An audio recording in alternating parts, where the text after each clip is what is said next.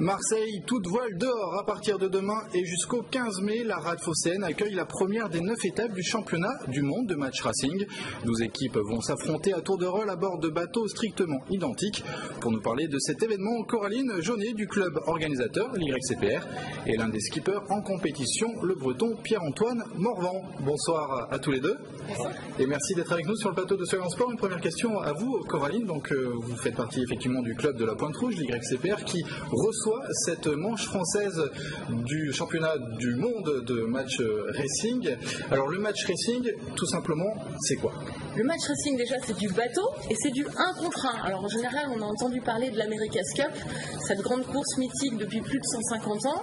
Et ça marche comment? Deux équipes s'affrontent, ils prennent un départ et il y a tout simplement un vainqueur et un perdant. Donc c'est assez facile, on va dire, à comprendre pour le grand public.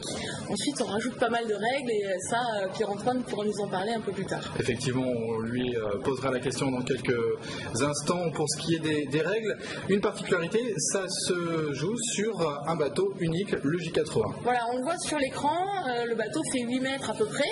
Chaque club organisateur d'épreuves fournit la flotte, donc les équipages qui arrivent viennent, on va dire, en voiture, en train, en avion, et prennent possession des bateaux. Les bateaux sont strictement identiques, ce qui fait que pour gagner une épreuve, finalement, c'est seuls les marins qui font la différence réellement sur l'eau.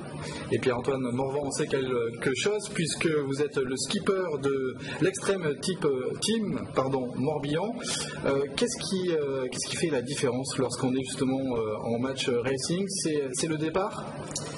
Alors, on a coutume de dire qu'en général le départ c'est 50% de la régate, donc c'est vrai que c'est une phase qui dure que 4 minutes, mais qui est très importante parce qu'une régate dure environ 20 minutes, mais ces 4 minutes-là, un départ gagné, c'est la moitié du match gagné. Qu'est-ce qu'on essaye de faire justement durant ces 4 minutes, de se positionner au mieux par rapport aux conditions météo? Alors en fait, il y a une ligne qu'on ne doit pas couper avant T0, et donc on essaie de se positionner à droite ou à gauche de cette ligne en fonction du vent qui va arriver et du vent qu'on a au moment actuel, en fonction de la stratégie adoptée. Alors, on l'a dit, le bateau est le même pour tout le monde. Vous êtes 4 à bord. Vous, c'est au poste de skipper. Qu'est-ce que vous faites exactement lorsque vous êtes sur le bateau, justement? Moi, je suis barreur, donc je gère vraiment toutes les phases de contact très proches.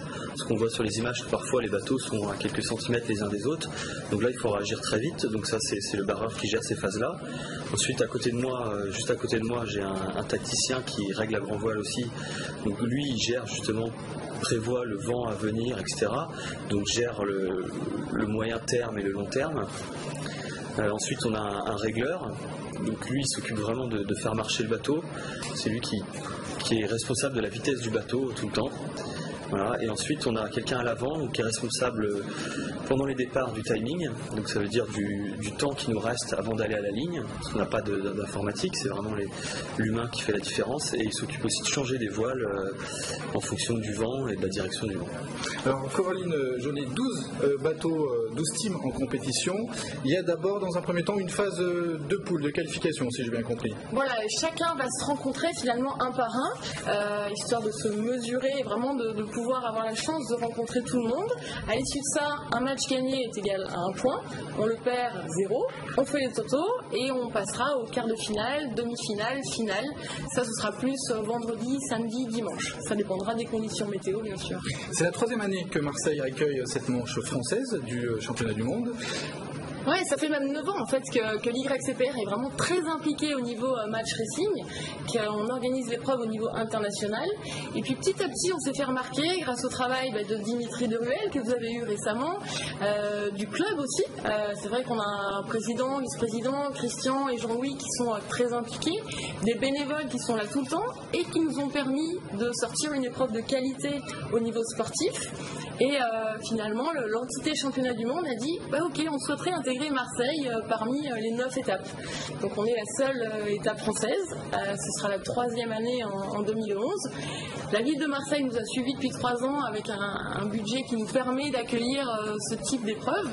Et puis petit à petit, on a commencé depuis l'an dernier à aller chercher le public marseillais. Donc en allant à l'Escale Borelli, en faisant un village, en approchant les courses près des côtes. Ce n'est pas évident tous les jours parce qu'il faut trouver des partenaires. Vous le voyez d'ailleurs sur les bateaux, on a décidé de personnaliser les bateaux par exemple. Ça c'est un petit peu un nouveau type pour les partenaires. On le voit pour le CG, ils ont, ou la Caisse d'épargne, ils ont carrément leur bateau à eux. Et l'idée est d'ici 1 an à 2 d'amener plus de partenaires privés pour pouvoir perpétuer l'épreuve et grandir. Alors justement, à l'instant, vous soulignez la volonté de l'YCPR d'impliquer davantage le public. C'est le cas à travers l'opération Régate en vue qui permet aux amateurs de voile de suivre la course au plus près.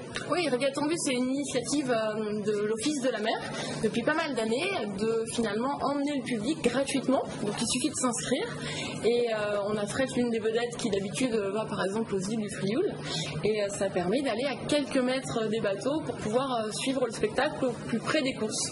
On fait aussi ça de notre côté pour les VIP et puis on invite tout le monde, finalement le public marseillais, à venir sur les digues de la Pointe Rouge. Le spectacle va commencer dès demain mardi pour les entraînements et de mercredi à dimanche pour les régates avec les finales en fin de week-end. Alors justement, demain mardi consacré aux entraînements. Pierre-Antoine Morvan, quel est l'intérêt justement de cette journée d'entraînement? C'est de prendre ces points de repère sur un plan d'eau que certains teams ne connaissent pas forcément très bien? Oui, il y a les repères sur le plan d'eau, ça veut dire le côté favorable, est-ce qu'on va préférer la droite, est-ce qu'on va préférer la gauche du plan d'eau, mais surtout aussi prendre les repères sur les bateaux, parce que sur cette épreuve du World Tour, c'est du J80, mais la semaine dernière j'étais en Espagne et c'était un autre bateau, Tom 28, donc c'est surtout prendre des repères sur les manœuvres, revoir tous les types de manœuvres possibles et savoir bien les exécuter. Alors le match racing, ça va très vite. Généralement, les parcours sont assez courts. Et pour l'emporter, c'est un peu comme aux échecs, je dirais, il faut avoir un coup d'avance. Oui, c'est vrai que c'est ça. Ça veut dire que il faut avoir un projet. Souvent, les 2 bateaux ont le même projet, et puis après, c'est dans la réalisation, quoi. Et ça, comme il y a 2 bateaux qui veulent au même endroit, forcément, il n'y en aura qu'un. Et donc, il faut essayer d'anticiper ce que l'autre veut faire pour réussir à le bloquer avec des règles de course. Et d'ailleurs, les contacts sont jugés en direct sur l'eau, avec des jurys qui sont sur l'eau. On voyait tout à l'heure des jurys mettre des pavillons bleus ou jaunes, mal en envoie un. Alors justement, ces pavillons, ce sont des pénalités. Exactement. Qui permettent de garder le suspense jusqu'au bout. C'est pas le but du jeu. Le but, c'est pas de garder le suspense, c'est de pénaliser un bateau qui a pris un avantage en faisant une faute sur un autre. Un exemple de faute justement qui mérite une pénalité? Le bateau qui vient de droite est prioritaire sur le bateau qui vient de gauche. Donc si le bateau de gauche passe devant le bateau qui vient de droite et que le bateau de droite est obligé de modifier sa route, alors le bateau de gauche prend une pénalité et doit faire un tour sur lui-même. C'est l'un des exemples donc de pénalités dont peuvent écoper c'est un exemple simple. Les équipes. Les conditions de navigation pour cette semaine, vous les avez regardées un petit peu? Alors aujourd'hui c'était très fort le vent, donc entraînement très fort, donc régate pas de vent. Et donc non, pas beaucoup de vent à part dimanche. Conditions de demoiselle a priori. Est-ce que vous avez un objectif précis justement sur cette première étape du championnat du monde? Sur les épreuves du championnat du monde, nous on n'est jamais allé en demi-finale, donc c'est un peu un premier objectif déjà d'aller en demi-finale, mais on pense qu'on peut aller plus loin parce qu'on est déjà allé en finale ici en 2007 sur cette épreuve qui était à l'époque pas championnat du monde, donc une finale ce serait bien. Coraline, c'est beaucoup de travail d'organiser, de recevoir une étape du championnat du monde de match racing. Tout un club est mobilisé, des bénévoles. Concrètement, vous vous occupez de tout ce qu'on ne voit pas le jour de la course. C'est quoi finalement tout ça? C'est vrai que concrètement, on s'y est mis quasiment depuis août-septembre dernier et ça regroupe quoi? Ça regroupe finalement par exemple les autocollants sur les minibus, le programme pour les VIP, essayer de trouver des partenaires, des dossiers de presse, la soirée, qu'est-ce qu'on va faire comme type de repas, quel type de format de course, donc ça représente énormément de travail finalement.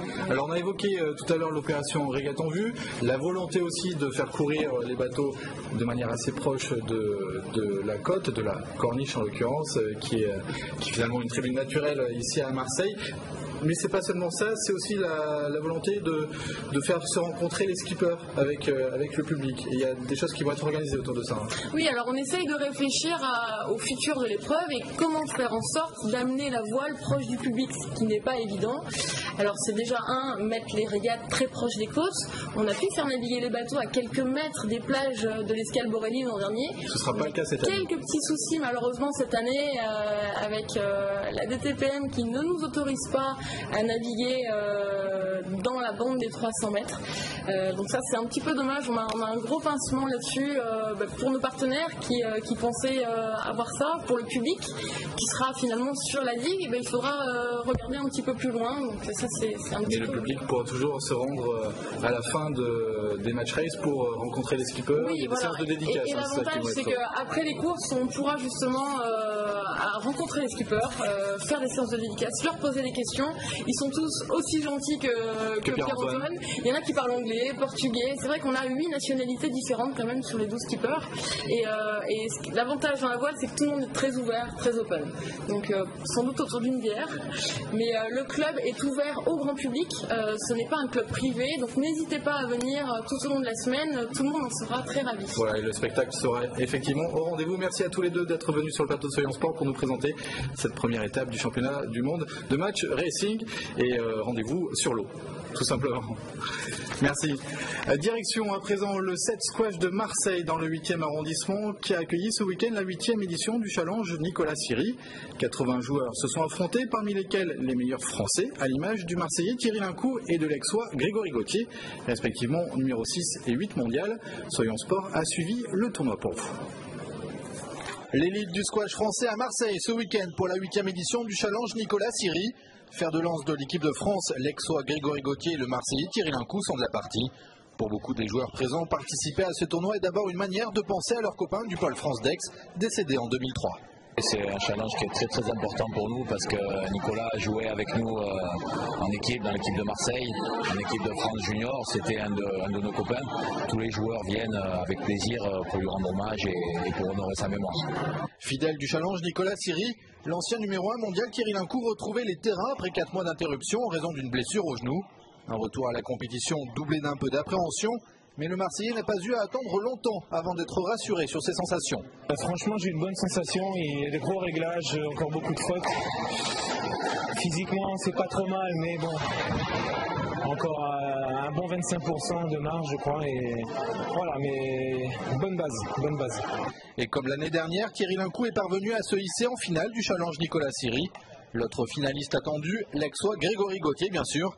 Absent de l'édition 2010, le numéro 1 français profite de cet Open de Marseille au plateau relevé pour garder le rythme avant les gros tournois de la saison. Vu que le plateau est assez relevé, moi c'est super intéressant au niveau des matchs, sachant que je pars à Hurghada la semaine prochaine pour un gros tournoi PSA. L'objectif, voilà, c'était de venir faire des matchs, prendre un peu de rythme pour la semaine prochaine, puis voilà, essayer de remporter le tournoi, bien sûr. Objectif annoncé et objectif rempli pour Grégory Gauthier, vainqueur en finale de Thierry Lincou, 3-0. La priorité était au vélo hier dans les rues de la cité phocéenne à l'occasion de la 2e édition du Vélo Tour. Plus de 5000 personnes se sont élancées à l'assaut des lieux les plus connus de Marseille. Une escapade à laquelle n'a pas résisté Pierre-Stéphane Faure. Reportage. Il y avait foule dimanche matin sur le parvis du stade Vélodrome pour la 2e édition du Vélo Tour de Marseille.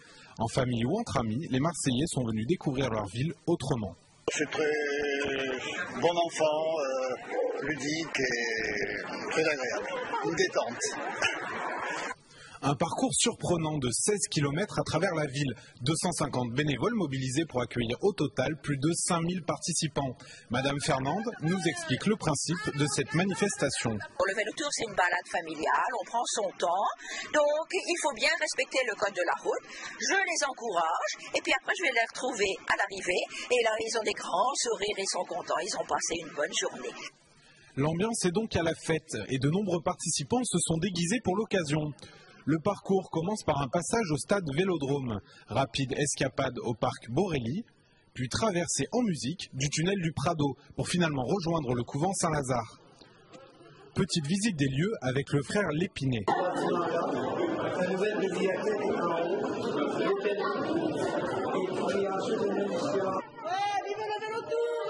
Passage obligé par préfecture, direction le Faro. Une escale gourmande pour les uns, sportive pour les autres, mais manifestement ludique pour tous.